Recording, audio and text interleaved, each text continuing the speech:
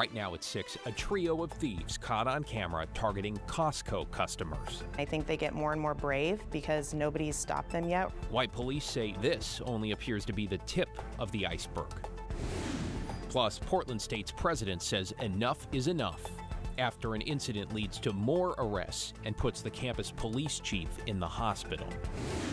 Then, the search for answers on the Oregon coast. I'm not sure what came first, the emaciation or the oil. With birds covered and struggling and piles of something suspect washing up.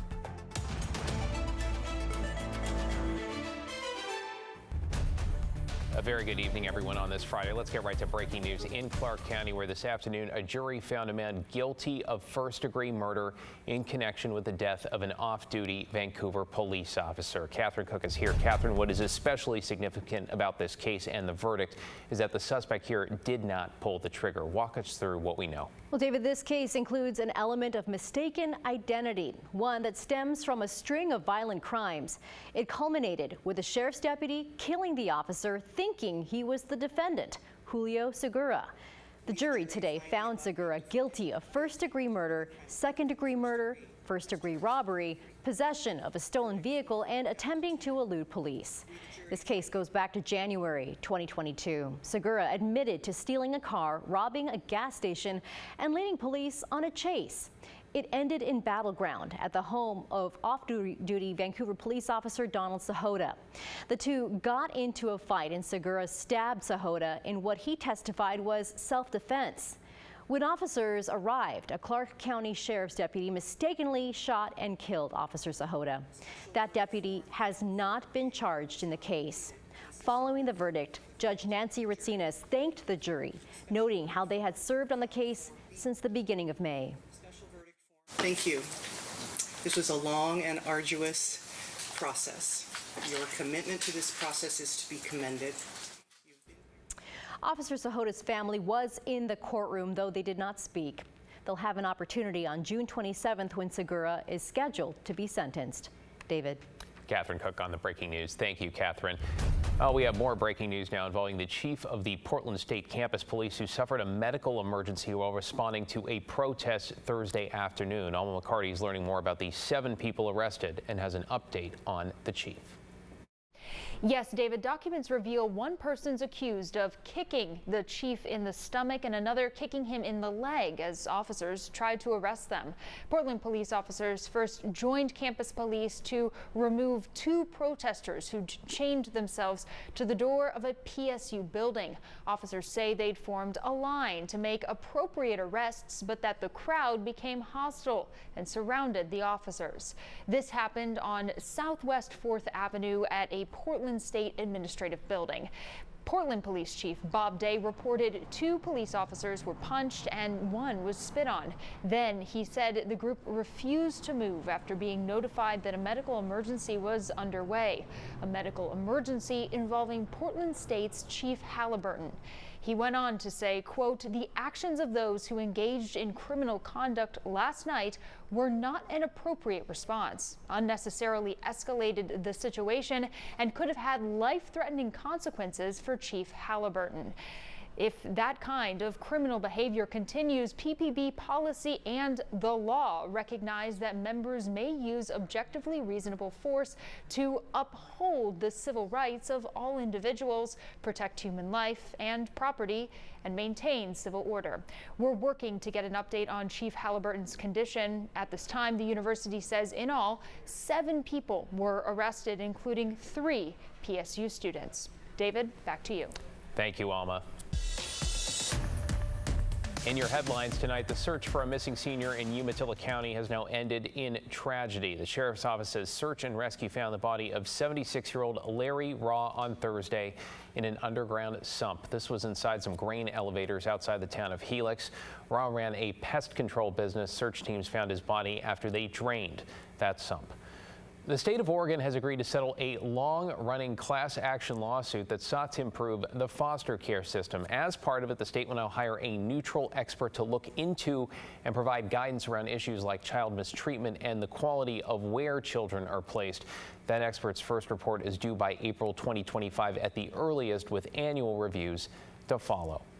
And another group of workers at a Vancouver hospital have now voted to unionize. 260 employees at Peace Health Southwest will now join 1,700 of their colleagues who are part of the Oregon Federation of Nurses and Health Professionals. The newest group includes physical therapists, chaplains, and mental health professionals. Ashley? Well, a cloudy start to Memorial Day weekend. We've also seen some scattered showers. Here's our radar from the past couple of hours. You can see no one in the Pacific Northwest escaping these showers all the way up into Seattle and into eastern Oregon. If you're traveling this weekend, we can see some of that cloud cover hanging around on the coast, but a lot of those showers congregating right over the Cascades, Mount Hood, seeing some of those rain showers right now. Now, this is going to last all the way into tomorrow. Here's a look outside at Cannon Beach right now. Difficult to see out of this camera with all the drizzle, although not too much in the way of accumulation, more annoying than anything, but going to stay with us through tomorrow. This cloud cover going to stay with us through Sunday. That's when we start to see a change. Sunday night into Monday, it's going to be much warmer, and we're going to see drier conditions. Monday looks to be absolutely beautiful. That forecasted high, 77 degrees. Portland does have a chance to reach 80. We'll talk more about that and your 7-day forecast coming up. The sunshine is coming. Thank you, Ashley. Developing this evening, Portland police are working to track down a group of 3 suspected thieves they say are working together to steal people's wallets as they leave local stores with carts full of groceries. Blair Best explains why authorities say this particular case is so concerning. Keep an eye on the man in the long-sleeve white shirt. You see him follow this 93-year-old through a Costco parking lot in Northeast Portland. He gets close enough to match the man's stride before slowly removing his wallet from his back pocket. The 2 behind him act as a shield, and once the man realizes what happened, it's too late. Video shows them here 30 minutes later at a Fred Meyer using his money to buy $1,500 worth of gift cards. It's a routine, and they've perfected it over time. My biggest thing right now is finding more victims. Portland police say they've been targeting customers at Costco's along the I-5 corridor for months. This is Jordan Zeitz, the lead detective on this case. It's amazing, but unfortunately nobody's caught them yet. So it keeps compounding, and I think they get more and more brave because nobody's stopped them yet. Police say it appears they're targeting older and more vulnerable people. And thinking that you get to be a certain age and you're a target, which we are. Janet and her husband often go to the Costco in the video. It's upsetting to see something happen like that in a place where we shop all the time. After seeing that video, I'm going to start looking at my stuff all the time. People just have to be conscientious about their surroundings and what they're doing and paying attention. It's unclear how much money the men have stolen. Police estimate it's in the tens of thousands, but say this goes far beyond a dollar sign. My biggest problem is I think that with the amount of time that they were spending in parking lots, there's a lot more victims out there that haven't come forward yet or didn't even realize that's where this happened. All right, so you just heard it there. Police believe there are more victims. And we're also learning that this same group targeted customers at Winco and in Seattle, and that police have identified 1 of the 3 suspects. So if you believe you are a victim or if you've seen anything, you're encouraged to call Portland police. David? Yeah, just a reminder to stay as aware as possible when you've got your hands on the shopping cart. Hopefully they'll catch these guys. Thank you, Blair. We're following up this evening on a mystery along the Oregon and Washington coast where birds have been spotted covered in what appears to be oil with what seems to be tar also washing up. Environmental reporter Cale Williams is live tonight at Cannon Beach working to get some answers. So Cale, what's the latest there? Well, David, the first reports of this mystery substance came in last week in Long Beach. Since then, blobs of this tar-like substance have been washing ashore from southern Washington all the way down to Lincoln City. At least 10 birds have been found covered in oil, and at least 4 of them have died. Several of the birds have ended up at the Wildlife Center of the North Coast. Jolene McGee is a rehab technician there. So the main thing we're seeing, all of our birds have come in emaciated. I'm not sure what came first, the emaciation or the oil, but regardless, they're preening, so they're consuming the oil that's on their feathers. Now, the big mystery is still where this stuff is coming from. Officials with the Oregon Department of Environmental Quality tell me they've sent samples out to a lab for testing. And they said satellite images showed a possible oil sheen near Haystack Rock off Cannon Beach.